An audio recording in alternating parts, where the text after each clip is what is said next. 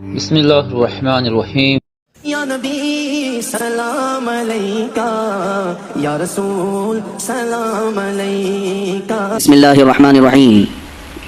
الا ان اولیاء اللہ لا خوف علیہم ولا هم يحزنون الذین آمنوا وكانوا يتقون لهم البشرى في الحیاة الدنیا وفي الآخرة لا تبدیل لکلمات اللہ ذلک هو الفوز العظیم۔ صدق اللہ مولانا العظیم وبلغنا رسوله النبی الامین المتین المختار الکریم ونحن على ذلك من الشاہدین والشاکرین والحمد للہ رب العالمین۔ بارگاہ رسالت معاذ صلی اللہ تعالی علیہ وسلم میں درود پاک کا ہدیہ پیش کریں۔ اللہم صلی علی سیدنا و مولانا محمد معدن الجود والکرم وآلہ واصحابہ الکرام وابنہ الکریم وبارک وسلم صلاة دائمة سرمدا ابدا۔ آج کی یہ محفل پاک سلطان الاولیاء سراج الاصفیاء شہنشاہ بغداد تاجدار ولایت شہباز لامکانی قندیل سبحانی محبوب سبحانی سیدنا عبد القادر جیلانی قدس اللہ سرہ الشریف کی بارگاہ میں خراج عقیدت کے لیے منعقد کی گئی ہے۔ اس دربار میں اپنی گفتگو سے پہلے ان کے عظیم عاشق جس کو دنیا سنیت فنا فی الغوث اور مجدد میت حاضرہ کے نام سے جانتی ہے، امام احمد رضا خان قادری فاضل بریلوی رضی اللہ تعالیٰ عنہ کی جو خراج عقیدت پیش کی ہوئی منقبت ہے، اسی سے میں بارگاہ غوث میں اپنی گفتگو کا آغاز کرتا ہوں۔ اے سلطان الاولیاء، اے شہنشاہ بغداد، واہ کیا مرتبہ غوث ہے بالا تیرا، اونچے اونچوں کے سروں سے ہے قدم اعلیٰ تیرا۔ عزیزان گرامی وقار، تاجدار بریلی نے شہنشاہ بغداد کی بارگاہ میں پیش اس طرح سے کیا کہ جو ولی قبل ہوئے یا بعد ہوئے سب ادب رکھتے ہیں دل میں میرے آقا تیرا۔ سرکار بغداد سیدنا عبد القادر جیلانی رضی اللہ تعالیٰ عنہ، یقیناً آپ کے ولی کامل ہونے پر تقریباً پوری امت کا اتفاق ہے۔ اتفاق کا مطلب صرف بریلویوں کا نہیں، دیوبندی بھی مانتے ہیں، اہل حدیث بھی مانتے ہیں، شیعہ بھی مانتے ہیں۔ غوث پاک رضی اللہ تعالیٰ عنہ کی ولایت سے ان میں سے کسی کا انکار نہیں۔ آج بھی بغداد میں جائیں لنگر بٹ رہا ہوتا ہے، شیعہ بھی کھا رہے ہیں۔ غوث پاک رضی اللہ تعالیٰ عنہ کا لنگر آج بھی بٹ رہا ہے۔ بغداد کی وہ ایک ایسی بارگاہ ہے جہاں سنی اور شیعہ دونوں ہیں، دونوں تسلیم کرتے ہیں ان کی ولایت کو۔ اب رہے بات اہل حدیث کی یا دیوبند کی، ان کی کتابیں اٹھاؤ تو پتہ چل جائے گا کہ غوث پاک کے متعلق انہوں نے کیا کیا نہیں لکھا۔ پیر پیراں میر میراں شہنشاہ بغداد، بلکہ شیخ ابن تیمیہ جو ہر ولی کی تنقید کرتا تھا، ہر صوفی پر تان و تشنیع کرتا رہا، اس نے اپنی کتاب میں لکھ دیا کہ میرے پاس اتنی تواتر تک، تواتر کہتے ہیں اتنے لوگوں کا بیان کرنا کہ جن کا جھوٹ پر جمع ہونا محال ہو۔ شیخ ابن تیمیہ کہتا ہے میرے پاس اتنی تواتر سے کسی اور کی کرامتوں کا ذکر نہیں پہنچا جتنا شیخ عبد القادر جیلانی کا پہنچا ہے۔ الفضل لما شہید به الاعداء، فضیلت تو اس کی ہے جس کی دشمن بھی گواہی دے رہے ہوں۔ عزیزان گرامی وقار، سرکار بغداد رضی اللہ تعالیٰ عنہ کی ولایت پر تقریباً امت کا اتفاق، بعد میں آنے والے سارے مسلمان انہیں ولی مانتے ہیں۔ اور یہ اور بات ہے کہ ولایت تک سب کا اتفاق ہے، اب غوث کے مقام کے متعلق الحمدللہ ہم منفرد ہیں اس میں، اس لیے کہ ہم انہیں غوث اعظم بھی کہتے ہیں، استغاثہ بھی کرتے ہیں۔ یہ ایک الگ ٹاپک ہے جہاں شرک بدعت اور کفر کے فتوے لگتے ہیں کہ بریلوی اللہ کو چھوڑ کر اولیاء سے مانگتے ہیں، اور یہ بیویوں سے مانگ لیں تو کوئی حرج نہیں، ہاں اپنے بچوں سے مانگ لیں تو کوئی حرج نہیں، بلکہ چپراسی اور نیتاؤں سے مانگ لیں تو کوئی حرج نہیں۔ کسی صاحب نے آ کر کے مجھ سے کہا تھا آپ غوث اعظم کیوں کہتے ہیں؟ اعظم اللہ ہوتا ہے سب سے اعظم، غوث کہیں ٹھیک ہے۔ سلفی صاحب سے ہم نے کہا کہ آپ کو سرکار عبد القادر جیلانی کو غوث اعظم کہنے پر اعتراض ہے، لیکن ایک چوڑا چمار ملک کا پرائم منسٹر بن جائے تو اسے وزیر اعظم کہہ دیتے ہیں، کوئی دقت نہیں آپ کو، وہاں اعظم کہتے ہیں آپ۔ اعظم کہنے میں آپ کو وہاں جھجک بھی نہیں آتی، اور غوث پاک کو اعظم کہنے میں آپ کو شرم آنے لگتی ہے۔ یہ اپنے اپنے نصیبے کی بات ہے، آپ کا اعظم کوئی اور ہے، ہمارا اعظم کوئی اور ہے۔ عزیزان گرامی، سرکار بغداد شہنشاہ ولایت سلطان الاولیاء سیدنا عبد القادر جیلانی رضی اللہ تعالیٰ عنہ، ماں کے پیٹ سے ہی ان کو ولایت عطا کی گئی کہ وہ اولیاء میں سے ہیں جن کا پیدائشی اللہ تعالیٰ نے منتخب فرمایا ہے۔ بلکہ جس وقت آپ کی ولادت ہوئی، یہ شعبان کا آخری دن، اور آپ کی والدہ ماجدہ کے بطن سے آپ اس عمر میں پیدا ہوئے جب عورتوں میں اولاد کی امید ختم ہو چکی ہوتی۔ آپ کی ماں کی عمر 60 سال کی تھی جب آپ پیدا ہوئے، یہ خود اپنے آپ میں ایک کرامت ہے۔ اور سرکار بغداد رضی اللہ تعالیٰ عنہ جب جیلان میں پیدا ہوئے تو آپ کا معمول تو دیکھیں، آپ کی ماں خود بتاتی ہیں دوسرے سال غالباً لوگوں کو چاند میں شک ہو گیا، 29 کا چاند نظر آیا کہ نہیں آیا، بعض کہنے لگے ہو گیا ہوگا، بعض کہنے لگے نہیں ہوا ہوگا، تو یوم الشک کہتے ہیں، یعنی 30واں جو شعبان کا ہوتا ہے وہ ایک رمضان بھی ہو سکتا ہے، 30 شعبان بھی۔ تو لوگ آئے حضرت فاطمہ ام الخیر کے پاس جو غوث پاک کی ماں ہے، پوچھا کہ کل کا چاند ہوا کہ نہیں ہوا، ہمیں شک ہو گیا ہے۔ آپ نے کہا چاند ہو گیا ہے اور رمضان شروع ہو چکا ہے۔ کہا کیسے؟ کہا صبح سے میرا بیٹا عبد القادر دودھ کو منہ نہیں لگایا ہے۔ اور میرے بیٹے کا یہ معمول ہے پچھلے رمضان سے ہی، جس وقت غوث پاک پیدا ہوئے رمضان شروع تھا، ان کی ماں کہتی ہیں سحری سے لے کر افطار تک غوث پاک اپنی ماں کا دودھ نہیں پیتے تھے۔ یہ بچپنے میں ماں کی گود میں روزے کا آپ کے اوپر کوئی مکلف نہیں تھے، آپ احکام شریعت ابھی آپ کے اوپر لاگو نہیں تھے، لیکن اللہ کا ایک ولی آتا ہے تو وہ نظام خدا قائم کرنے کے لیے آتا ہے۔ آج میں اسی پر گفتگو کرنا چاہوں گا۔ اللہ کے اولیاء ظاہر کیوں ہوئے دنیا میں اور کیوں آتے ہیں؟ ان کا سب سے بڑا مقصد دنیا میں آنے کا، جلوہ بار ہونے کا، وہ یہ ہوتا ہے کہ نظام خداوندی کو زمین پر قائم کریں۔ جس کی کائنات ہے اسی کی بات یہاں پر قائم ہونی چاہیے۔ اب یہ باتیں وقت کے ساتھ گزرتی جاتی ہیں اور لوگ بھول جاتے ہیں۔ آپ سب کو پھر میں یاد دلا دوں، میرے عزیز، میں نے بھی اور آپ نے بھی اللہ سے ایک وعدہ کیا ہے، ہماری روحوں نے اللہ سے وعدہ کیا ہے۔ جب اللہ تعالیٰ نے ہمیں پیدا بھی نہیں کیا تھا اس وقت ہماری روحوں کو بلا کر اس نے ایک وعدہ لیا، الست بربکم، کیا میں تمہارا رب نہیں ہوں، میں تمہارا مالک اور خالق نہیں ہوں؟ تو سب کی روحوں نے کہا تھا قالوا بلا وربنا، کیوں نہیں مولا، تو ہی تو ہمارا رب ہے۔ رب تعالیٰ نے فرمایا کیا تم اسی وعدے پر برقرار رہو گے دنیا میں جانے کے بعد؟ سب نے کہا تھا ہم وعدہ کرتے ہیں مولا، اسی پر باقی رہیں گے۔ یہاں آنے کے بعد کتنے وہ لوگ ہیں جو اس کی ربوبیت کا اقرار کرتے ہوئے اس کائنات میں صرف اس کے گن گاتے ہیں۔ کفار و مشرکین تو وعدہ خلاف ہیں، توڑ دیے، انہوں نے اللہ کے علاوہ کسی اور کو خدا بنا لیا، لیکن تم نے اللہ اکبر تو کہا، زبان سے تو تم نے تسلیم کیا، لیکن تمہارا رہن سہن یہ بتاتا ہے کہ تمہارا مالک کوئی اور ہے، کسی اور کو راضی کرنے میں لگے ہوئے ہو، کسی اور کی دریوزہ گیری کر رہے ہو، کسی اور کی خوشامدی میں کھڑے ہوئے ہو، درباروں کے آستانوں کے دروازوں پر تمہارا کھڑا ہونا گھنٹوں پر کسی کو راضی کرنے کے لیے، یہ تمہارا عمل بتاتا ہے کہ تم نے رب اعلیٰ کو اکبر نہیں سمجھا۔ وعدہ تو تمہاری روحوں نے کیا تھا کہ تیرے سوا کسی کو ہم حاکم نہیں تسلیم کریں گے، حاکم اعلیٰ صرف اللہ ہے۔ اولیاء کاملین یہی بات یاد دلانے کے لیے آتے ہیں، پھر تمہیں یہ یاد دلانے کے لیے آتے ہیں، اور جس شان سے وہ دنیا میں آتے ہیں بچپن سے ہی ان کے حالات ایسے ہوتے ہیں کہ شریعت طاہرہ کی پابندی ان کے ہر قول و عمل میں نظر آتی ہے، ہر قول و عمل میں۔ اس لیے کہ ہم جس کی زمین پر ہیں اور جس کی آسمان کے نیچے ہیں، بات ہوگی تو صرف اسی کی ہوگی، بات ہوگی تو صرف اسی کی ہوگی۔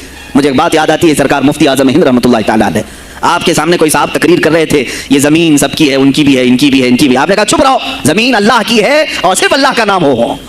یہ سب کی ہمت نہیں بولنے کی، زمین اللہ کی ہے اور اللہ ہی کا یہاں پر اللہ ہی کی بولی بولی جائے، اسی کے لیے زیب دیتا ہے۔ جس کے گھر میں رہ رہے ہو اسی کی بات کرو۔ عزیزان گرامی اوقات، سرکار بغداد ان کی کرامات اپنی جگہ پر، لیکن ان کی زندگی کے کچھ اہم گوشے میں لے کر آج حاضر ہوں۔ آج ہمارے حالات کے اعتبار سے بھی ضرورت ہے اس کی۔ جب آپ پروان چڑھتے رہے اپنی ماں کی گود میں، بہت جلدی آپ کے والد گرامی کا انتقال ہو گیا۔ آپ سے خود پوچھا گیا تھا غوث پاک سے، آپ کی جوانی میں یا جب آپ کا شہرہ بغداد میں بہت ہو گیا تب پوچھا گیا تھا آپ کو اپنے ولی ہونے کا احساس کب ہوا؟ غوث پاک سے ہی پوچھا گیا تھا آپ کو کب پتہ چلا اللہ نے آپ کو ولایت کا یہ مقام عطا کیا؟ آپ فرماتے ہیں جب میں 10 سال کا تھا، مدرسے جاتا تھا تو غیب سے ایک آواز آتی تھی، افصحوا فی المجالس لولی اللہ، غیب سے آواز آتی تھی اے لوگوں مجلس میں جگہ چھوڑ دو، اللہ کا ولی آ رہا ہے۔ یہ آواز صرف میں نہیں، میرے استاد بھی سنتے، وہاں بیٹھے شاگرد بھی سنتے اور سب کھڑے ہوتے تھے، جگہ دیتے تھے۔ غوث پاک فرماتے ہیں جب ہر بار مجھے یہ آواز آنے لگی تب مجھے احساس ہوا کہ اللہ تعالیٰ نے مجھے ولایت کا تاج پہنایا ہے۔ پھر آپ کو لہو و لعب میں، کھیل کود میں نہیں رکھا گیا۔ فرماتے ہیں ایک بار میں صرف ایک گائے کی پونچھ پکڑنے کی کوشش کر رہا تھا، گائے پلٹ گئی، فصیح عربی میں کہنے لگی لہذا خلقت ام بہذا امرت یا عبد القادر، اے عبد القادر کیا تجھے اسی کام کے لیے پیدا کیا گیا یا تجھے اللہ نے اس کام کا حکم دیا کہ میری پونچھ پکڑے؟ غوث پاک فرماتے ہیں میں چونک گیا کہ ایک جانور مجھ سے عربی میں بات کر رہا ہے۔ اور اس کے بعد وہ گائے خود کہنے لگی اے عبد القادر تجھے اللہ نے اپنی مخلوق کے لیے بنایا ہے، اپنے بندوں کو راہ راست پر لانے کے لیے۔ غوث پاک فرماتے ہیں اس کے بعد زندگی میں کبھی کھیل کود کی خواہش بھی نہیں آئی، کھیل کود کی خواہش بھی نہیں آئی، کبھی تصور بھی نہیں کیا۔ اور جب آپ جیلان سے نکل کر بغداد آئے، بغداد کے جو حالات تھے وہ آپ نے بہت قریب سے مشاہدہ کیا۔ میرے عزیزو آج کے جو حالات ہیں نا، آج کے جو حالات میں نے پڑھا اس سے بھی زیادہ ڈینجر حالات اس زمانے کے تھے۔ آج لوگ حالات کی شکایت کرتے ہیں، بہت سارے علماء مولانا ہم سے یہ کہتے ہیں حالات اب صحیح نہیں ہیں، ویسے نہیں ہے پہلے۔ میں تمہیں غوث پاک کے حالات بتاتا ہوں، اس وقت سیاسی حالات کیا تھے۔ اس وقت سیاسی حالات اتنے خطرناک ہو چکے تھے، بغداد میں شیعوں نے اپنا گڑھ جمایا تھا، یہاں تک کہ ہر عالم پر، ہر واعظ پر، ہر امام مسجد پر پابندی تھی۔ سیدنا ابوبکر صدیق اور حضرت عمر کا کوئی نام نہیں لے سکتا تھا، کوڑے مارے جاتے تھے۔ شیخین کا اگر کسی نے نام لے لیا کسی عالم نے، کوڑے مارے جاتے تھے۔ خلیفہ واثق باللہ تک یہ تاریخ چلی بغداد میں، اور سلطنتیں ٹوٹ چکی تھیں۔ سیاسی حالات اس قدر خراب ہو چکے تھے، چھوٹی چھوٹی ٹکڑیوں میں بٹ چکے تھے مسلمان۔ مصر کی طرف دیکھیں تو فاطمی حکومت قائم ہو گئی تھی، وہ اپنے آپ کو فاطمی کہہ رہے تھے۔ بغداد میں عباسی خاندان حکومت کر رہا تھا، اور وہ بھی سمٹ کر کے صرف بغداد کے اطراف رہ گئی بس. پھر ترکی کی طرف دیکھیں تو سلجوقی خاندان تھا, ایک ایک ٹکڑا حکومت کر رہا تھا, اور یہی آپس میں دست بگریباں تھے, ایک دوسرے سے لڑ رہے تھے. اور پھر پلس اس پر ایسا کہ بازنطینی جو عیسائی تھے, صلیبی تھے, ان سلطنتوں کو آپس میں لڑا کر کے اس قدر شدت پیدا کر چکے تھے کہ بغداد والا مصر نہیں جا سکے, مصر والا ترکی نہ آ سکے. پھر ادھر بخارا, سمرقند, نیشاپور, یہ جو رشیا میں ہیں آج, ازبکستان وغیرہ میں, یہاں الگ ایک سلطنت قائم تھی, اور ہند میں الگ کفرستان تھا. سب جگہ الگ الگ حالات تھے. اور مسلمانوں کے لیے اس زمانے میں ایسے حالات ہو گئے جیسے لاک ڈاؤن ابھی کا سیم. میں آپ کو بتا دوں سچویشن لاک ڈاؤن میں کیا ہوا تھا معلوم ہے؟ یہ ہمارے طلبہ دیکھیں 8 مہینے سے بیٹھے ہوئے ہیں, مدارس میں نہیں گئے, حفظ قرآن کر رہے تھے, عالم دین بن رہے تھے, مدرسے بند ہیں نا, گھروں میں بیٹھے کچھ تو آوارہ گردی کر رہے ہیں.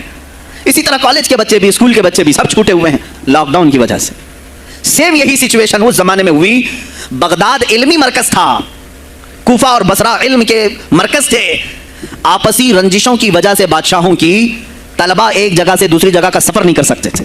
بغداد کے سارے مدرسے بند پڑے ہوئے تھے کیونکہ طلبہ آ نہیں سکتے. کہاں سے آئے تم؟ مصر سے آئے, واپس جاؤ, اس سلطنت میں کیا کر رہے ہو؟ اس طرح کی سختیاں. یہاں تک کہ یہی زمانہ ہے جب حسن بن صباح نام کا ایک ایسا منافق جس نے اس زمانے کے بادشاہوں کو خرید لیا اور کچھ لوگوں کو نشے کا خوگر بنایا. حشیشین وغیرہ آپ نے سنا ہو, صلاح الدین ایوبی کا زمانہ ہی ہے. غوث پاک سے صرف 4 سال بعد صلاح الدین ایوبی آئے, صرف 4 سال بعد. اس زمانے میں حسن بن صباح نے ہزاروں نوجوانوں کو نشے کا عادی بنا دیا تھا, ہزاروں نوجوان. اور کیسا نشہ, کوکین, افیون وغیرہ سب تو لے کر کے تو لوگ ہوش میں آ جاتے ہیں. وہ ایسا تھا کہ اس نے جو نشہ دکھایا تھا, ایک چھوٹے سے کمرے میں ان کو رکھتا اور انہیں بتاتا کہ یہ درخت ہیں, یہ نہر ہے, یہ محل ہے, یہ حور ہے, تو اسے وہ جنت ہی سمجھتے تھے. اور پھر اس کمرے سے باہر نکالتا اس کو, تڑپ تڑپ کے آدمی مر جاتا کہ مجھے میری جنت میں واپس کرو. وہ جنت نہیں کمرہ ہوتا تھا, لیکن نشہ اسے ایسا کرایا جاتا تھا کہ اس کمرے کو وہ جنت سمجھنے لگتا تھا. اور ان نوجوانوں سے کیا کرایا جاتا تھا؟ ان کو نشے کا عادی بنا کر کے باہر نکالا جاتا, انہیں ٹارگٹ دیا جاتا, فلاں مجلس میں جاؤ, فلاں خلیفہ کو قتل کرو, فلاں وزیر کو مارو, فلاں سپاہیوں کو مارو, فلاں عالم دین کا قتل کرو. اور وہ اپنا ٹارگٹ پورا کر کے آتے ہیں اس لیے کہ انہیں نشہ چاہیے تھا. وہ 1 دن 2 دن سے زیادہ اس نشے کے بغیر رہ نہیں پاتے ہیں. وہ اپنا ٹارگٹ کرنے کے لیے اپنی جان بھی جوخم میں ڈالتے ہیں. اس طرح کے کئی حملے خلفاء پر کرائے حسن بن صباح نے. اور جانتے ہیں, میں نے آج تاریخ دیکھی, حسن بن صباح نے علماء اہل سنت کو اس زمانے کے 40,000 علماء کو قتل کرایا.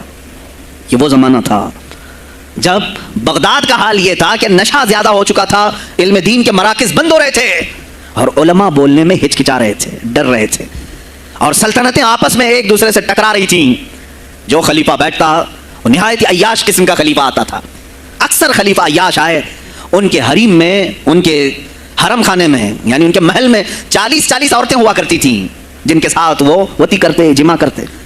جبکہ مسلمان خلیفہ ایک بادشاہ کے لیے چاہے کوئی بھی ہو 4 سے زیادہ کی اجازت ہے, 40 کنیزاؤں کے ساتھ وہ زندگی گزار رہے ہوتے ہیں. اس میں عیسائی بھی ہوتی ہیں, یہودی بھی ہوتی ہیں, سب قسم کی ہوتی. یہ خلفاء کا حال تھا. تم کیا کہہ رہے ہو ہمارے زمانے کو؟ ارے حالات برے ہیں, حالات برے ہیں. ابھی اور میں بتاؤں کتنے برے حالات اس زمانے میں تھے. علماء کو کوڑے مارے جاتے تھے اگر بولے. ارے شیخین کا نام لینے پر پابندی بغداد میں لگ گئی ہو, اس سے بڑا اور ظلم کیا ہو سکتا ہے؟ سیدنا ابوبکر صدیق حضرت عمر کا نام لینے پر کوڑے مارنے لگائے جاتے. ایسے حالات میں شہنشاہ بغداد سیدنا عبد القادر جیلانی بغداد آئے ہیں جب آپ کی عمر صرف 18 سال کی تھی. 18 سال کی جوانی میں آپ نے ملاحظہ کیا, حالات کو دیکھا, تعلیم حاصل کی بڑے بڑے اساتذہ سے. آپ کے اساتذہ فقہ میں الگ ہیں, حدیث میں الگ ہیں, تفسیر میں الگ ہیں, علم کلام میں, کئی علوم و فنون پہ آپ نے مہارت حاصل کی. اس کے بعد حالات دیکھ کر کے آپ نے کیا کہا؟ یہ اب یہاں سے میں ہر ایک عالم دین کے لیے بشمول من میرے لیے نصیحت سمجھتا ہوں, غور سے سن لیں. غوث پاک رضی اللہ تعالیٰ عنہ کی زندگی میں ایک موڑ ایسا آیا, اور شاید میں نے بھی کبھی کئی مرتبہ اس طرح سوچا ہے, میں کمپیئر نہیں کر رہا ہوں, لیکن سنیں حالات کو دیکھ کر کے غوث پاک نے جنگل کا رخ اختیار کر لیا.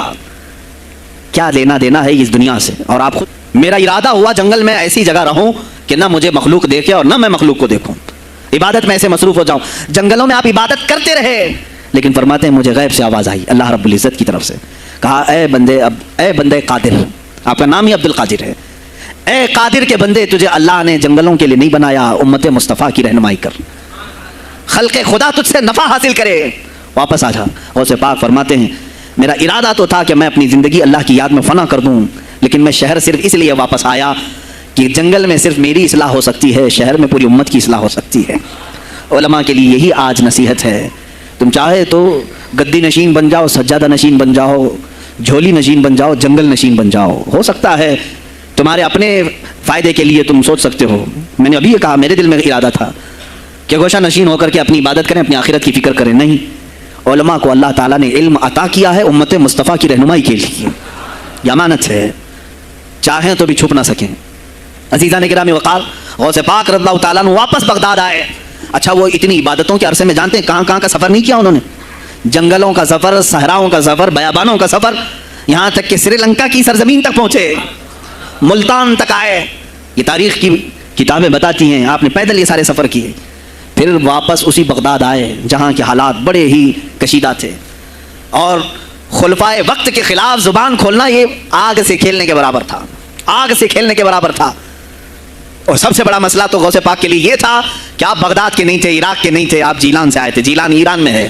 اس زمانے میں طبرستان ایک صوبہ تھا, طبرستان کا ایک شہر جیلان تھا. جیلان سے آئے ہوئے تھے بغداد میں. آپ کی زبان فارسی تھی.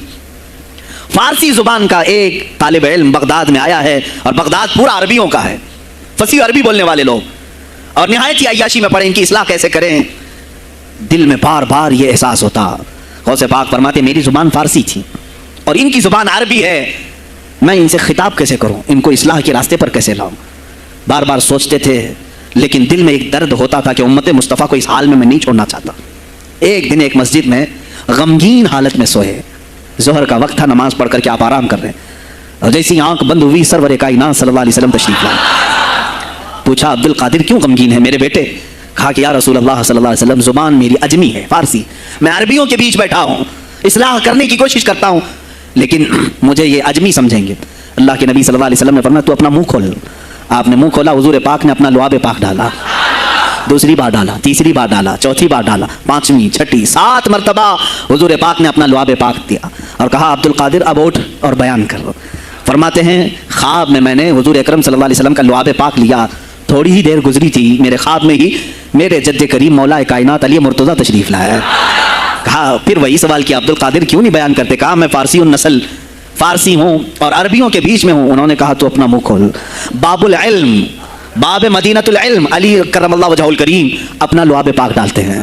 1 بار, 2 بار, 3 بار, 4 بار, 5 بار, 6 بار بس کیا. غوث پاک نے کہا نانا جان نے مجھے 7 مرتبہ پلایا, آپ نے 6 مرتبہ. علی کرم اللہ وجہہ الکریم فرماتے ہیں میں برابری تو نہیں کر سکتا, وہ رسول کائنات ہیں.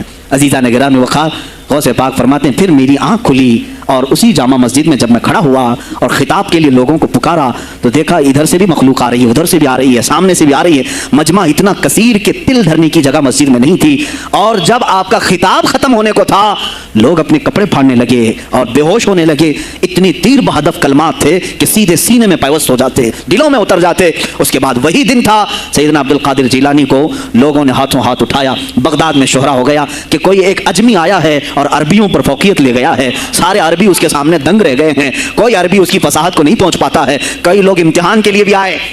ایسا نہیں ہے کہ غوث پاک کو یوں ہی چھوڑ دیا گیا. میرے عزیز تم تو 1000 سال کے بعد کرامتیں سنتے ہو نا, یہی لگتا ہے کہ غوث پاک بہت کرامتوں کے مالک تھے, بہت بڑے عالم اور بڑے ولی کامل تھے, کچھ نہیں ہوا ہوگا ان کے ساتھ. ہمارے سے زیادہ خطرے انہوں نے مولے ہیں, ہم سے زیادہ حاسدین ان کے تھے, دشمنی کرنے والے اپنوں میں بھی بہت سارے تھے. غوث پاک رضی اللہ تعالیٰ عنہ کا جب خطاب شروع ہوا, کیا ایک خطیب جب مشہور ہونے لگے تو دوسرے مولوی خاموش رہ جائیں گے؟ حسد کی چنگاری بھڑکتی ہے, وہ غوث پاک کے خلاف بھی بھڑکی. اور بغداد میں جب یہ شورا ہونے لگا تو کئی علماء اس وقت کے جو بڑے بڑے پائے کے عالم ہیں, ان کی کتابیں آج بھی موجود ہیں, میں نام تذکرے نہیں کر رہا, لیکن انہوں نے ٹیسٹ لینے کی غرض سے, امتحان لینے کی غرض سے کئی لوگوں کو سوالات بھیجے. ایک دن مجلس میں ایسا تھا کہ غوث پاک تفسیر قرآن بیان کرتے تھے. تفسیر قرآن بیان کرنا غوث پاک کا محبوب مشغلہ تھا, روزانہ قرآن کی تفسیر عرض کرتے. ایک دن مجلس میں بڑے بڑے علماء کی جماعت, جس میں عبد الرحمن جوزی جیسے بڑے فقیہ محدث ہیں, ان کی ایک جماعت آئی. قرآن کی جو آیت کی تفسیر وہ کر رہے تھے, اس تفسیر کو کئی کتابوں سے انہوں نے اخذ کیا اور لے کر کے آئے, مجمع میں بیٹھے ہیں. غوث پاک نے تفسیر شروع کی. ایک آیت کی کتنی تفسیریں ہو سکتی ہیں, کتنی تفسیریں ہو سکتی ہیں. ایک تفسیر بیان کیا, اس کے بعد کہا اس آیت کی ایک دوسری تفسیر یہ ہے. پھر تھوڑی دیر کے بعد غوث پاک نے فرمایا اس کی ایک تیسری تفسیر یہ ہے. پھر کہا اس کی ایک چوتھی تفسیر یہ ہے. پھر کہا اس کی ایک 5ویں تفسیر یہ ہے. بیان کرتے جا رہے ہیں, کرتے جا رہے ہیں, یہاں تک کہ 13 تفسیریں ہو گئیں. जो बैठे हुए थे वो आशाश करने लगे। उसके बाद इतना ही नहीं, आगे बढ़ते रहे, आगे बढ़ते गए। 40 तफसीरें एक आयत की आपने बयान की। जो आए थे वो खड़े हो गए और उसके बाद गौसे पाक रज़ियल्लाहु ताला अन्हु को देखने लगे। गौसे पाक ने उनको मुखातब करके कहा, ऐ गिरोहे उलमा, ऐ जमात उलमा, तुम 13 तफसीरें याद करके आए थे एक आयत की, क्या वो मैंने शुरू से 13 तक सही बयान किया? सब अपने जुब्बे उठाने लगे। कहा, हम तो ये 13 तफसीरें पढ़कर आए थे ये सोच करके कि शेख अब्दुल कादिर जिलानी को 2-3 से ज्यादा तफसीरें नहीं आती होंगी। 13 के बाद आप तो 40 तक पहुंचे, वहां तो हमारा भी इल्म नहीं पहुंचा। जमात उलमा दंग रह गए और उसके बाद तौबा भी किया। कहा, हमारे दिलों में बदगुमानी आ गई थी, हम तौबा करते हैं। गौसे पाक रज़ियल्लाहु ताला अन्हु एक और मजमा है, एक और मजमा ऐसा है कि उसमें 40 के करीब उलमा है। सवालात अलग अलग अलग लेकर के फंसाएंगे किसी तरह से इनको, डिफिकल्ट सवालात लेकर के। एक बात याद रखना, मिशकात शरीफ की हदीस है, जिसने इल्म इसलिए हासिल किया कि किसी आलिम को नीचा दिखा दूं, उसे फंसा दूं सवाल करके, हुजूर फरमाते हैं क़यामत के दिन उसे आग की बेड़ियां पहनाई जाएंगी, उसकी जुबान को आग की कैंची से खींचा जाएगा। इसलिए इल्म हासिल मत करो, किसी को नीचा दिखाना, किसी को बेवकूफ बनाना। एक किताब कहीं से पढ़ करके आए, मौलाना के पीछे पड़ गए, ये बताओ सही है कि नहीं है। फिर अगर उस मौलाना साहब के दिमाग में उस वक्त मसला नहीं था, उन्होंने कहा नहीं मालूम, तो आपको लगा कि हाँ मेरे से ज्यादा तो इनको भी नहीं मालूम, तुमने तो एक ही चीज हल करके उनके सामने पेश की है। अजीज़ान गिरामी, इस तरह की चीजें हरगिज़ ना करें, ये बहुत बड़ा गुनाह है मुगालते में डालना। गौसे पाक रज़ियल्लाहु ताला अन्हु एक जमात से खिताब कर रहे हैं, 40 उलमा है, अलग अलग सवालात नोट करके, मैं ये पूछूंगा, तुम ये पूछना, तुम ये पूछना। गौसे पाक रज़ियल्लाहु ताला अन्हु ने अपना खिताब किया और सवालात के लिए उस दिन महफिल का वक्त ही नहीं दिया। आज सवालात कोई नहीं करेगा, वो लोग तो सवालात लेकर के आए थे। सब मजमे में खिताब के बाद जिसको जो पूछना है आप कहते हैं कि पूछ लो, उस दिन का कोई नहीं पूछेगा, आओ सिर्फ मुसाफा करके जाओ, आओ सिर्फ मुसाफा करके जाओ। तो ये जो उलमा की जमात थी, इनको बुलाया, एक आते उनको सीने से सीना लगाते और कहते तेरा ये सवाल था, उसका ये जवाब है। दूसरा आता उससे कहते तू ये घर से सोच के आया था, तेरा सवाल ये है, उसका जवाब ये है। इस तरह 40 से मुसाफा किया, मुआनका किया, उनके सवालात के पूछने से पहले जवाबात भी दे दिए और उसके बाद कहा क्या है गिरोहे उलमा, तुम सवाल करते और मैं जवाब देता तो अब्दुल कादिर की क्या इसमें खुसूसियत थी? तुम सवाल भी ना करो, मैं जवाब दूं, तब पता चलेगा कि मैं बंदा कादिर हूं, मैं कादिर का बंदा हूं। तुमने सवाल भी नहीं किया और मैं जवाब दूं तो तुम्हें एहसास होगा कि मैं कादिर का बंदा हूं। अल्लाह रब्बुल इज्जत का के सिफाती नाम है। अज़ीज़ान गिरामी वक़ार, उलमा ने तंग किया, परेशान किया, आपके मजमों को रोकने की कोशिश की, लेकिन ऐसा नहीं है कि गौसे पाक ने हर एक को अपनी करामत से ज़ेर कर दिया हो, उन उलमा को पूरा सुला दिया हो। नहीं, फेस किया है, मुकाबला किया है, परेशानियां उठाई हैं और खुलफा के वक्त के सलातीन की भी बहुत सारी ऐसी सख्तियां थी जिसको आपने बर्दाश्त किया। कई लोगों ने आप पर पाबंदियां लगाने की कोशिश की थी, ये तो सरकार गौसे पाक की इस्तिकामत थी कि आप जमे रहे। और सबसे बड़ा काम आपका क्या था मालूम? खानकाह के गद्दी नशीनों, गौर से सुनो, जो गौसे पाक का नाम लेते हैं, सरकार गौसे पाक रज़ियल्लाहु ताला अन्हु की इस सिफत को मैं बयान करूं तो ये बगले झांकेंगे। अभी गौसे पाक ने सबसे बड़ा किरदार क्या किया जानते हैं आप? लोग कहते हैं खानकाही माहौल कायम करना है, अल्लाह अल्लाह करो, तस्बीह लो, दिलों की सफाई करो, सब सही है, लेकिन गौसे पाक ने तकरीबन 25 साल सिर्फ जिहाद पर बयान किया है, सिर्फ जिहाद पर। कहा कि ए गिरोहे मुस्लिमीन, तुम पर अल्लाह ने जिल्लत मुसल्लत कर दी है इसलिए कि तुमने कोशिशें तर्क कर दी हैं, हुकूमतों को सही करने के लिए आपने बागडोर संभाल ली थी। गौसे पाक जब बयान करते मिंबर से तो वक्त का जो तख्त था वो भी हिलने लग जाता था। खलीफा मुस्तंजिद बिल्लाह उस जमाने का खलीफा है और तंग आ गया गौसे पाक के पास। जब वो बयान करते और उनकी अय्याशियां खोल खोल करके जिक्र करते तो लोगों में अब एहसास जागने लगा, कोई तो अल्लाह वाला आया है जो निज़ाम खुदाबंदी कायम करने की बात कर रहा है, निज़ाम मुस्तफ़ा कायम करने की बात कर रहा है। बगदाद के ये हालात जब होने लगे, मेरे अजीज़ों, सुल्तानुल औलिया गौसे पाक की ही शह पर जानते हैं सलाहुद्दीन अयूबी जैसा एक मर्द मुजाहिद पैदा हुआ है। यह आपकी तहरीक थी, गौसे पाक की तहरीक थी कि जब बाज़ंतीनी ईसाइयों से आपने अपनी पूरी उम्मत को आगाह किया कि तुम सो रहे हो, तुम अपनी अय्याशियों में हो, तुम अपने नशे में हो, तुम्हारा दुश्मन ताक में लगा है, घात लगा करके बैठा है। और हुआ भी यही कि गौसे पाक के विसाल के सिर्फ 10 साल बाद सलीबियों ने हमला शुरू कर दिया बगदाद पर, मिस्र पर, तुर्की पर, हर जगह। और यही हमले की वजह थी सलाहुद्दीन अयूबी जैसा मर्द मुजाहिद खड़ा हुआ और फिर उन्होंने पूरे बैतुल मुक़द्दस को फतह करके अपने सर एक सहरा बांधा। आज तक उम्मत उसके एहसान को याद करती है। मेरे अजीजों, गौसे पाक के ज़माने के हैं सलाहुद्दीन अयूबी। इतना ही नहीं, आप ही की तहरीक थी, गौसे पाक की तहरीक थी कि तुम जवानों को तैयार करो, तुम्हारी जिंदगी अय्याशी के लिए नहीं, अल्लाह का निज़ाम कायम करने के लिए है। तुम अल्लाह का निज़ाम कायम करने के लिए आए हो दुनिया में, क्योंकि अल्लाह ने तुम्हें खलीफतुल्लाह कहा है। अल्लाह के तुम खलीफा हो, तुम नायब हो अल्लाह के। तुम यहाँ पर अपनी मौज मस्ती के लिए नहीं आए। अब इस ज़मीन पर बात होगी तो सिर्फ मेरे मौला की होगी, इस ज़मीन पर बात होगी मेरे मुस्तफ़ा की होगी। ये सैयदना अब्दुल कादिर जिलानी का ऐलान था। है कोई आज पीराने इस्लाम वो ऐलान करें कि आज اس زمین پر صرف ہم ناموں سے رسالت کی بات کریں گے. کون ہے؟ کیوں بیٹھے ہو؟ غوث پاک سے اگر تمہاری ادنا سی نسبت ہے تو پھر تمہیں اپنے جوانوں کو، اپنے مریدوں کو یہ سکھانا ہوگا کہ موٹے موٹے نذرانے دینے سے نہیں چلے گا، اپنی گردنیں حضور کو پیش کرنے کے لیے تیار کرو. تم تیار ہو جاؤ اپنا خون اور اپنی گردن بارگاہ مصطفیٰ میں دینے کے لیے. یہ آج تربیت دو، ورنہ پھر دشمن تمہیں کچا چبانے کے لیے تیار ہے، کچا چبانے کے لیے تیار. عزیزان گرامی، میں غوث پاک کی تحریک آپ کو بتا دوں کون سی تحریک تھی. وہ صلاح الدین ایوبی جو بیت المقدس فتح کیا، یہ غوث پاک کی تحریک ہے. اور پھر چند سالوں کے بعد پورے عالم اسلام میں جو خلافت عثمانیہ قائم ہوئی، غازی ارطغرل جو آئے، یہ تحریک بھی غوث اعظم کی پیدا کی ہوئی تھی. آپ نے جوانوں کو متحرک کیا تھا اور پھر امت کا وہ شعور بیدار کیا تھا جو ان میں مردہ کر چکے تھے کچھ حکومت کے کارندے. میں سمجھتا ہوں اس وقت جتنے خلفاء بیٹھے ہوئے تھے خلافتوں پر، تخت پر، جو نام جو منافق تھے، یعنی دکھتے تھے بس لیکن اندر سے سب نفاق ہوتا تھا. مصر میں بھی اور ترکی میں بھی اور نیشاپور میں بھی، اس لیے کہ مسلمانوں کے خون چوس کر کے تخت پر بیٹھ تو جاتے لیکن پوری زندگی گزر جاتی، میرے مصطفیٰ کا نام تک نہیں لیتے تھے. ان کو بٹھاتے تھے مسلمان. آج آپ بھی تو یہی کر رہے ہیں، یہی کر رہے ہیں. ہم اپنا اپنا سمجھ کر کے جن کو اوپر تک بٹھاتے ہیں، پوری زندگی چھان مار کر کے دیکھ لو کبھی یہ نظام قرآن کی کبھی بات کیا ہے؟ کبھی میرے مصطفیٰ پر آنے والی آنچ کے لیے کھڑا ہوا ہے؟ کوئی نہیں کھڑا ہونے والا ہے. ان کے سفید کرتے اور ان کے سفید پاجامے سب کفن بن کر رہ جائیں گے اور کچھ بھی نہیں ہوگا. عزیزان گرامی وقار، آپ کو سرکار بغداد رضی اللہ تعالیٰ عنہ کی تحریک میں بتاؤں. ترکی سے نکلنے والی خلافت عثمانیہ یہ غوث اعظم کی پیدا کی ہوئی تحریک تھی. اتنا ہی نہیں، آپ کے آخری زمانے میں سرکار خواجہ غریب نواز معین الدین چشتی رضی اللہ تعالیٰ عنہ کی ملاقات بغداد میں ہوئی. معین الدین اجمیری رضی اللہ تعالیٰ عنہ کی ملاقات ہوئی. تاریخ دان نے لکھا، آج میں نے پہلی مرتبہ اس کو پڑھا اور آپ کے سامنے پہلی بار بتا رہا ہوں. سرکار بغداد اور حضرت خواجہ غریب نواز کی ملاقات کے بارے میں بہت سارے باتیں چلتی ہیں کتابوں میں بھی، میں نے اپنے مرشد سے بھی پوچھا تھا. بہرحال ایک تاریخی ایک کتاب سے مجھے آج یہ بات ملی کہ سلطان الاولیاء غوث پاک نے حضرت خواجہ غریب نواز کو کیا وصیت کی تھی، کیا کہہ کر کے بھیجا تھا. ان کے پاس غوث پاک نے، غریب نواز نے بہت ساری انعامات، اوراد، وظائف، طرق، اجازات سب حاصل کیے، لیکن ہندوستان جب آئے کیا کیا انہوں نے؟ یہ بھی بتایا گیا کہ غوث پاک کی یہ تحریک تھی. کیا؟ سلطان الہند سرکار غریب نواز نے شہاب الدین غوری کو بلا کر کے ہندوستان میں پرچم اسلام لہرانے کا حکم دیا تھا.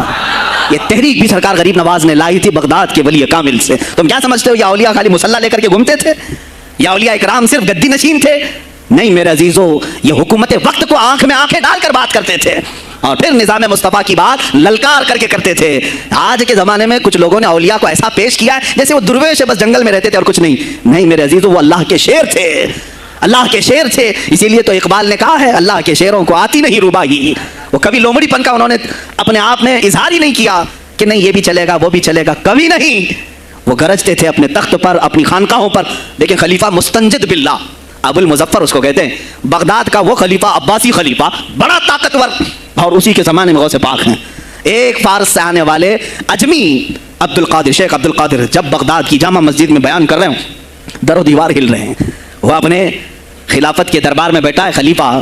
اچانک بہت زور کی آواز آئی، پورے محل میں گونج گئی. پوچھا یہ آواز کیسی بغداد میں؟ لوگوں نے معلوم کر کے بتایا کہ شیخ عبد القادر جیلانی نے چھینک ماری، ان کے مریدوں نے صرف جواب دیا ہے.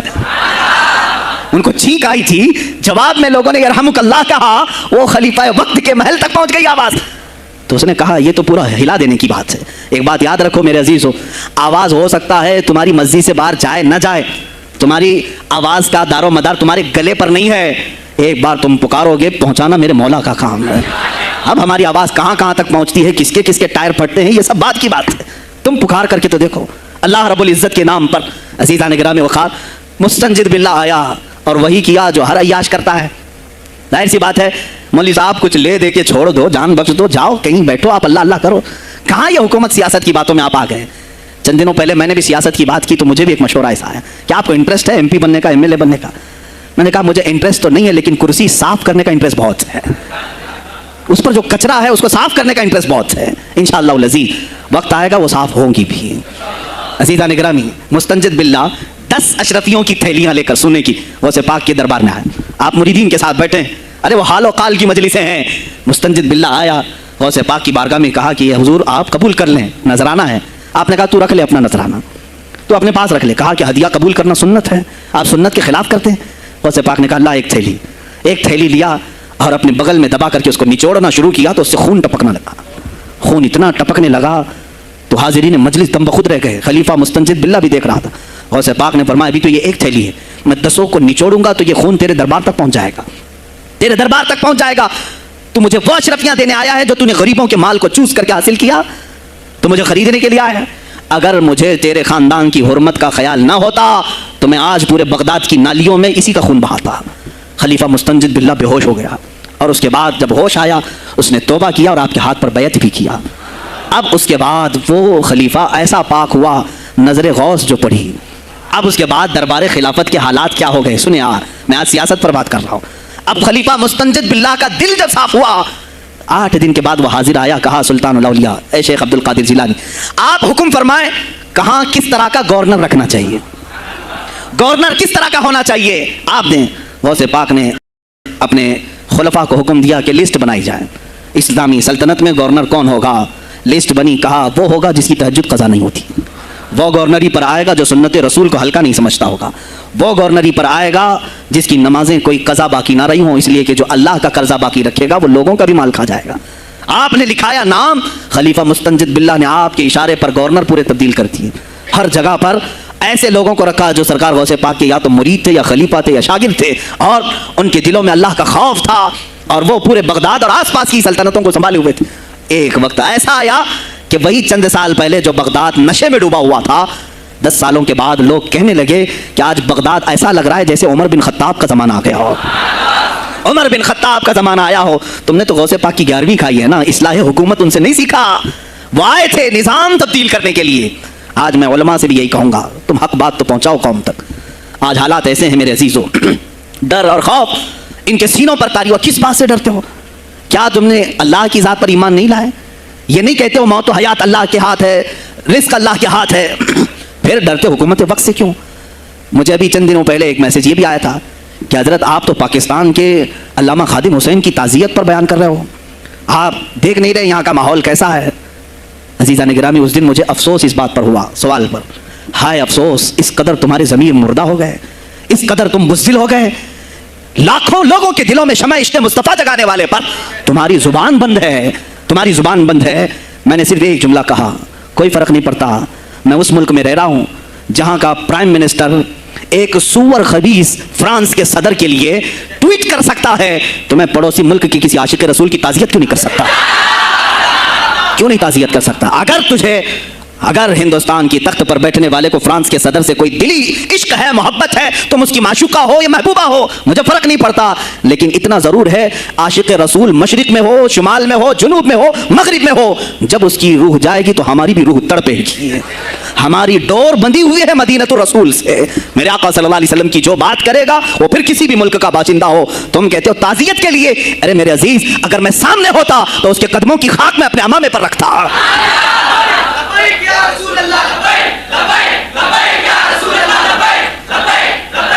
عزیزان گرامی وقار، یہ بہت خاموشی ہم نے اختیار کی، بہت خاموشی، کوئی بات نہیں۔ تم دیکھو گے حالات خراب ہونے کی جو شکایات آج کر رہے ہیں علماء، تم سب کے سب جاؤ گے۔ مجھے ابھی بچوں نے بتایا کوئی کانگریس کے لیڈر کا انتقال ہو گیا تو پیر صاحب تعزیت کے لیے باہر کھڑے ہو گئے، باہر آ گئے، ہم ان کی تعزیت کرتے ہیں۔ ڈوب مرو چلو بھر پانی میں، تمہاری گدی پہ ہی مر جاؤ۔ تمہاری زبانوں پر جب عاشق رسول کے لیے تعزیت کے الفاظ آنے میں ہچکچاہٹ آتی ہے، کون سا عشق رسول، کون سا کلمہ تم نے پڑھا ہے؟ غوث پاک کی اگر تمہارے اندر ذرا برابر بھی نسبت ہے تو میں کہوں گا میرے عزیزو، سلطان الاولیاء غوث پاک عاشق رسول ہی نہیں، فنا فی الرسول تھے۔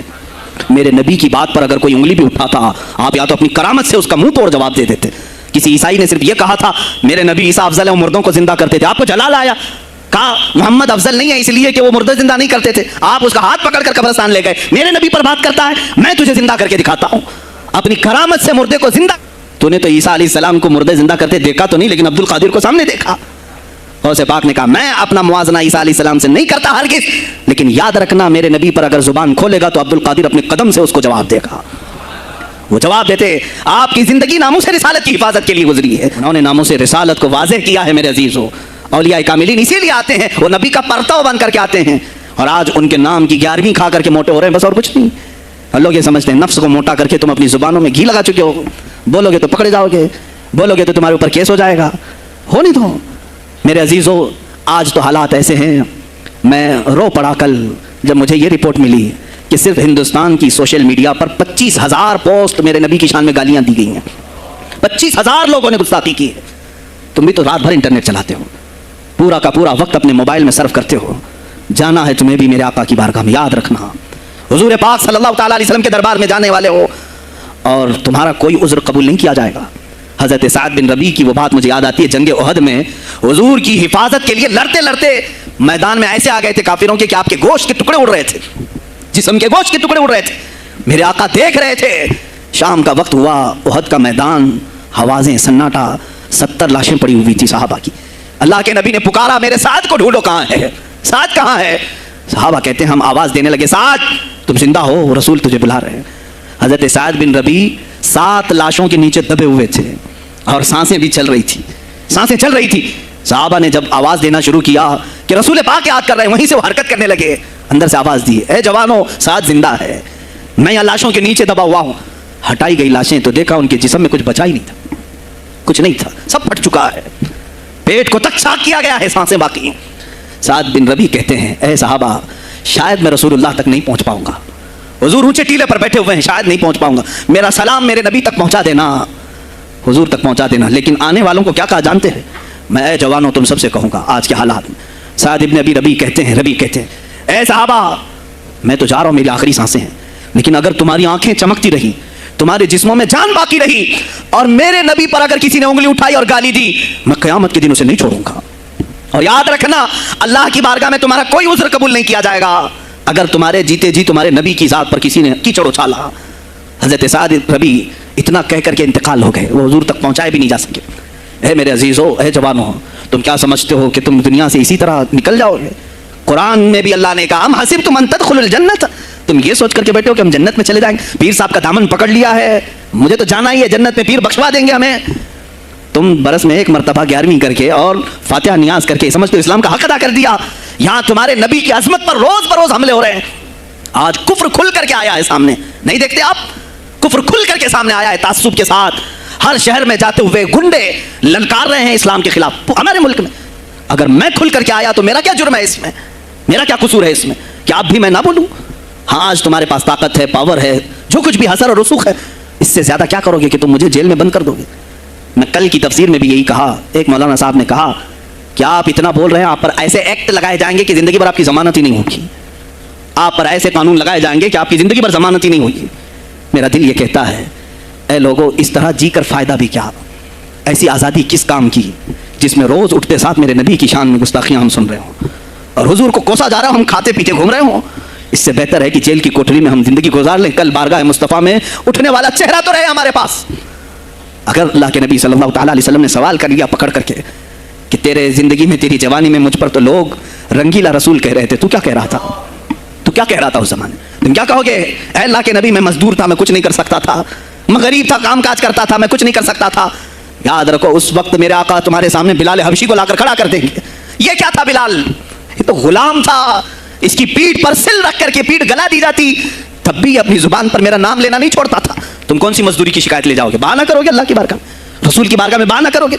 ऐ गिरोह उलमा, तुमको अल्लाह ने मिंबर दिए हैं खिताबत के लिए, अल्लाह ने अपने रसूल का मिंबर तुम्हें दिया है, इसलिए नहीं कि तुम हुकूमत की खुशामदी करो, तुम अपने वक्त के तागूती कुव्वतों की खुशामदी करो, इसलिए नहीं, बल्कि आज तुमसे कौम मुसाफा करके हाथ चूमती है सिर्फ इसलिए कि तुम्हारी जुबान पर नाम मुस्तफा है। आज उलमा की जो इज्जत है सिर्फ इसलिए, तुम्हारी पगड़ियां, तुम्हारे जुब्बे देख करके कौम इज्जत नहीं करती, सिर्फ इसलिए इनके दिलों में तुम मचलते हो कि तुम मुस्तफा करीम की बातें करते हो। उलमा को जानना चाहिए कि तुम्हारी इज्जत नबी से वाबस्ता है। आबरू माज़ा नाम मुस्तफास्त, हमारी आबरू, इकबाल ने कहा था, हमारी आबरू नाम मुस्तफा से वाबस्ता है। अगर उसी नाम को किसी ने छेड़ा तो फिर हमारा जी कर मतलब क्या है? हम किस काम के? मैं एक मिसाल से समझाता हूँ। मस्जिद है, दीवार के पेंट को अगर किसी ने खुरच लिया तो हो सकता है माफ कर दें, हम उसको छोड़ दें। किसी ने लकीर निकाल दी दीवार पर, हम छोड़ दें उसको। लेकिन मियाँ वो हमारे सामने आकर पिल्लर हिलाने लग गया और मस्जिद का ये पिल्लर तोड़ने लग गया, खामोश बैठोगे? और अगर तुम खामोश बैठे तो इसका अंजाम क्या होगा? उसने पिल्लर हिलाया तो सिर्फ पिल्लर नहीं टूटेगा, ये छत पूरा सबके ऊपर गिरेगा। आज जालिम कुफार पूरे तुम्हारी जड़ को हिला रहे हैं, मेरे नबी की जात को, सीधे मुस्तफा करीम की जात को हिला रहे हैं। अल्लाह के हबीब सल्लल्लाहु ताला अलैहि वसल्लम की नामों को हल्के में मत लेना मेरे अजीजों। लाखों जाने जाती हैं, जाए इस्लाम पर, हुजूर अकरम सल्लल्लाहु ताला अलैहि वसल्लम की जात को हल्के में मत लेना। और अगर इन्होंने हिलाना शुरू किया है अगर हुजूर की जात पर, हैरत हो रही, 25,000 पोस्ट तुम में से किसने कंप्लेंट की है? साइबर क्राइम को कंप्लेंट कर सकते थे, हमारे जज्बात को ठेस पहुंचा है। हम आज़ाद मुल्क में रह रहे हैं, मेरे नबी से छेड़छाड़ क्यों हो रही है? किसी ने आवाज़ उठाई? کچھ ہیں اللہ ماشاء اللہ، کچھ علماء، کچھ وکلا اس کے پیچھے لگے ہوئے ہیں، لیکن میرے عزیزو ہر مسلمان کا یہ ہے تمہاری نسبت رسول پاک سے ہے. اب انہوں نے ہلانا شروع کیا تو انتظار کرو، جس دن یہ چھت گرے گی عذاب بن کر سب پیچھے جائیں گے، سب اس میں گرفتار ہوں گے انشاءاللہ العزیز. ہم مہم چھیڑیں گے اس بات کی. اگر آج تم کثرت میں ہو تو اس کا کیا مطلب، جو چاہے تم کر لو گے. ہم اتنے گئے گزرے تو نہیں ہیں کہ ہمارے نبی کے اوپر بھی تم چلے جاؤ. ہاں ہمیں رون دیا، ہمیں مار دیا، ہمیں قتل کر دیا، سب برداشت کر لیا، لیکن اب اس سے آگے نہیں برداشت کریں گے انشاءاللہ العزیز. میں آواز دیتا ہوں اسی منبر سے، اے گروہ علماء، اے جماعت صوفیہ، اے خانقاہ کے گدی نشینوں، باہر آؤ حکومت وقت سے ایک مطالبہ یہ کرو. اے حکومت وقت کے تخت پر بیٹھنے والوں، ہمارے ہند میں پارلیمنٹ میں بھی ایسا قانون پاس کرو کہ کوئی میرے نبی کی ذات پر بھونکے تو اسے موت کی سزا ہو جائے. ہم یہ چاہتے ہیں. اگر اس قانون کو تمہیں لانے میں کچھ زندگیوں کی ضرورت ہے تو یہ فقیر حاضر ہے اور میرے ساتھ بھی کچھ تمہارے لیے حاضر ہوئے.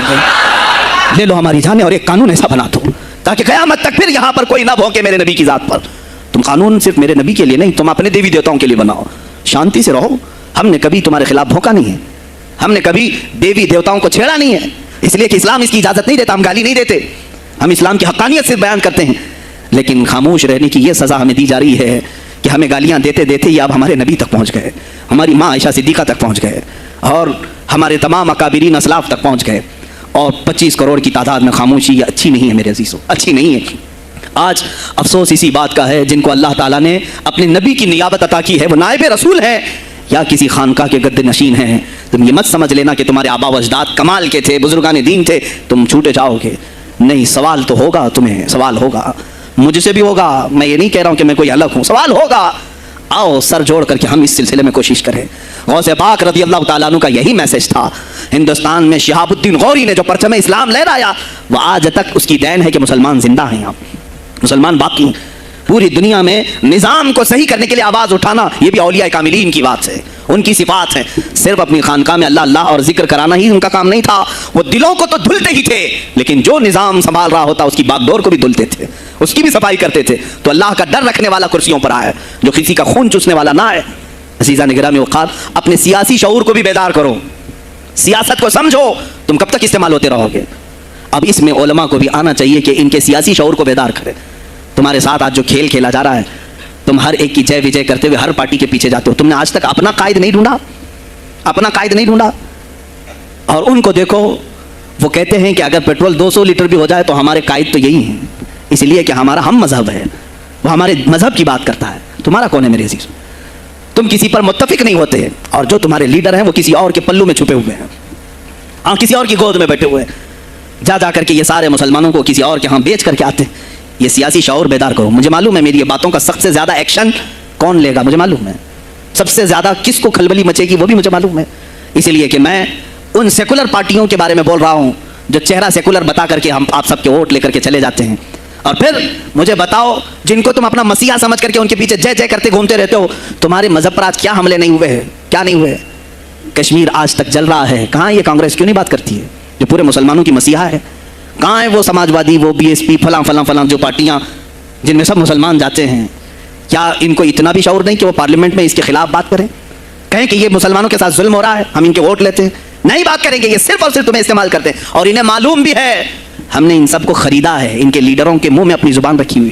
یہ کوئی بولے گا نہیں، انہیں معلوم ہے. تمہیں یہ اندازہ نہیں میرے عزیزو. آج میں بولوں تو لوگوں کو تکلیف ہوگی. کشمیر کے ایسے حالات ہیں، رو رہے ہیں وہاں پر.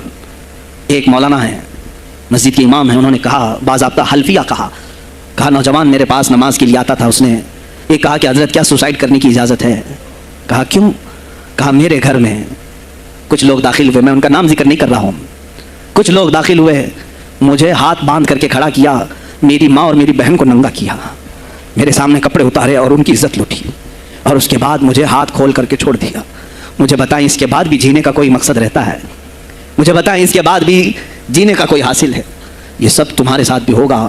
جہاں میجورٹی ان کی مسلمانوں کی تھی وہاں یہ ننگا ناچ کر کے دکھایا ہے، تو یہاں تو تم بہت قلت میں ہو. تمہارے ساتھ بہت کچھ ہو سکتے ہیں اب بھی اگر خاموش رہے.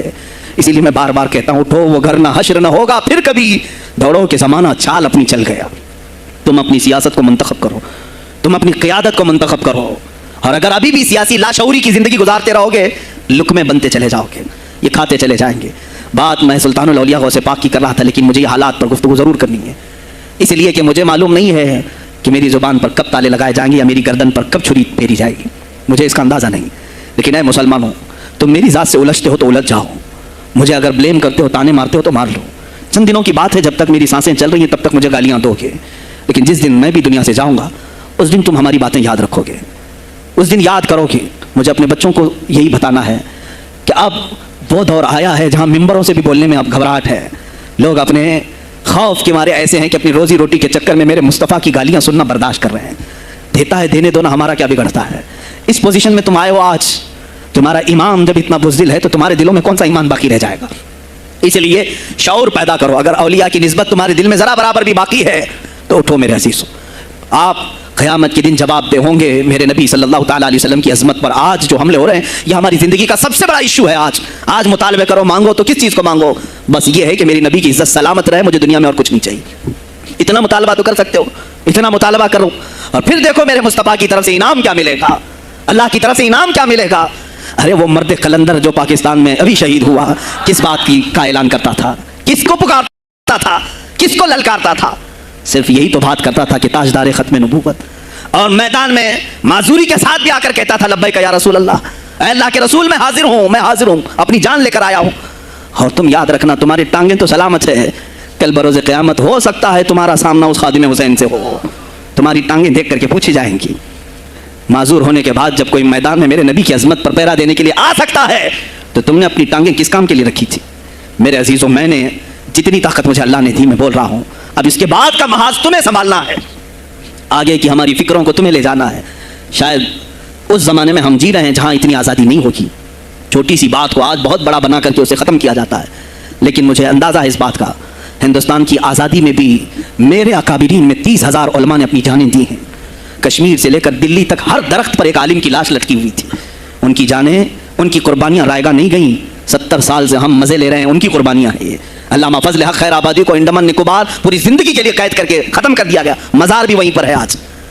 تو آج مجھے اندازہ ہے اگر میں نے اس بات کی شروعات کی ہے، ہو سکتا ہے یہ جو کچھ بھی ہمارے ساتھ کریں، لیکن مجھے میرے رب ذوالجلال کی ذات پر یقین ہے. میں یہی کہوں گا، اے اللہ، اگر ہمارے مقدر میں شہادت ہے تو اس سے بہتر کوئی اور موت ہے نہیں. اے رب ذوالجلال، اس حالت میں دنیا سے اٹھا جب تو ہم سے راضی ہو. اگر تو نے ہمارے لیے ایک لمحے کے لیے بھی ناراضی ہے، مولا پھر ہمیں مہلت دے دے کہ تجھے راضی کر کے جائے، تجھے راضی کر کے جائے. میرے مصطفیٰ صلی اللہ تعالیٰ علیہ وسلم کو قبر میں ہمیں دیکھنا ہے، اس لیے ہم قبر میں جا رہے ہیں. لیکن اس حال میں دنیا سے جائیں کہ ان کی عظمت پر کچھ بول تو سکیں، ان کی ناموس پہ کچھ کر تو سکیں. عزیزان گرامی، سلطان الاولیاء شاہین شاہ بغداد رضی اللہ تعالیٰ عنہ کی ذات پر جو ان کی کرامات ہیں وہ ساری چیزیں پھر کبھی میں ذکر کروں گا. آج اسی پر میں اختتام کرتا ہوں. اسی پر جیو اور اسی پر مرو. انہیں جانا، انہیں مانا، نہ رکھا غیر سے کھا. للہ الحمد میں دنیا سے آج لے ان کی پناہ، آج مدد مانگ ان سے، پھر نہ مانیں گے قیامت میں اگر مان گیا. اس لیے کہ رسول پاک صلی اللہ تعالیٰ علیہ وسلم کے سوا کوئی اس قیامت کے میدان میں تمہارا دستگیر نہیں ہے. جب تک وہ تیری سفارش نہ کریں، اللہ بھی تجھ سے کلام کرنے والا نہیں ہے. جب امام اہل سنت نے یہاں تک کہہ دیا خلیل و نجی مسیح و صفی سبھی سے کہیں نہ بنی، یہ بے خبری کی خلق پھری کہاں سے کہاں تمہارے لیے، رسول پاک ہی کے لیے، تم وہاں پر بھی اٹھائے جاؤ گے. میں یہی میسج دے کر کے جاؤں گا جو میرے مرشد گرامی نے آخری وقت دیا تھا. زندگی یہ نہیں کسی کے لیے، زندگی ہے نبی کے لیے. نہ سمجھ مرتے ہیں زندگی کے لیے، نہ سمجھ مرتے ہیں زندگی کے لیے. جینا مرنا ہے سب کچھ نبی کے لیے. بلحوث سن، سیم و زر کی بندگی اچھی نہیں. بلحوث کہتے ہیں ہوس کا پجاری، خواہشات کا پجاری. میرا مرشد یہ کہہ کر گیا ہے ہمیں، بلحوث سن، سیم و زر کی بندگی اچھی نہیں، ان کے در کی بھیک اچھی، سروری اچھی نہیں. جو میرے نبی کو نہ پسند آئے وہ بات ہی اچھی نہیں، جو میرے نبی کو نہ پسند کام ہو وہ کام ہی اچھا نہیں. ویورز، سنی اسلامک فیکٹ چینل کو لائک، شیئر اور سبسکرائب کیجیے اور بیل بٹن کو ضرور دبائیں تاکہ آپ کو ہمارے سبھی ویڈیوز ملتے رہے.